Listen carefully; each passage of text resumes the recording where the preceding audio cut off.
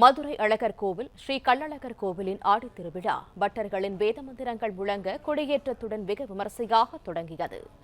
இது தொடர்பான கூடுதல் தகவல்களை தருகிறார் எமது செய்தியாளர் சுரேஷ். முழு விவரங்கள் என்ன? வணக்கம்.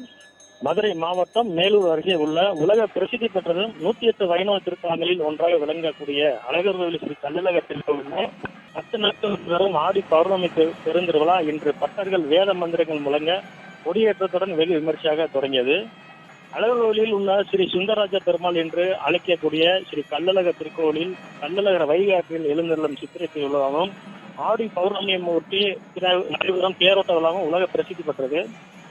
இதில் தமிழகம் மட்டுமல்லாது பல்வேறு பகுதிகளில் இருந்து பல்லாயிரக்கணக்கான பக்தர்கள் கலந்து கொண்டு சுவாமி தரிசனம் செய்து வழிபடும் நிலையில இந்த ஆண்டிற்கான திருவிழா தொடர்ந்து 10 நாட்கள் நடைபெறும் ஆடி பௌர்ணமி பெருந்திருவிழா என்று திருக்கோயிலில் பக்தர்கள் வேத மந்திரங்கள் மூலமாக திருக்கோயிலில் உள்ள தங்க கொடிமரத்தில் கருடன் உருவம் பொறித்த கொடியுடன் வெகு விமர்சையாக நடைபெற்றது.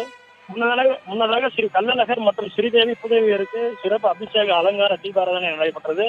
தொடர்ந்து திருக்கோவிலில் தங்க கொடி மரத்திற்கு பால், சந்தனம் உள்ளிட்ட பல்வேறு வாசன திரவியங்கள் கொண்டு அபிஷேகமும் மாலை அணிவித்து தீபாராதனை நடைபெற்றது.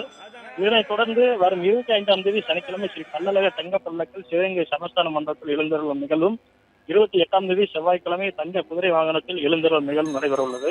விழாவின் முக்கிய நிகழ்ச்சியான திருத்தேரோட்டம் வரும் ஆடி பௌர்ணமியான ஜூலை 29ஆம் தேதி புதன்கிழமை காலை 6:45 மணி அளவில் 7:20 மணிக்குள் திருத்தேரோட்டம் மடம் பிடித்து இழுத்து வீதிகுலா நிகழ்வான திருத்தேரோட்டம் சிறப்பாக நடைபெற உள்ளது. தொடர்ந்து அன்று மாலை அழகர் கோவிலில் ஸ்ரீ கள்ளழகர் திருக்கோவிலில் காவல் தெய்வமான 18ஆம் படி கருப்பண்ணசாமி கதவுகள் திறக்கப்பட்டு படி பூஜைகள் தொடர்ந்து சந்தனக்காப்பு அலங்கார தீபாராதனை நடைபெற உள்ளது.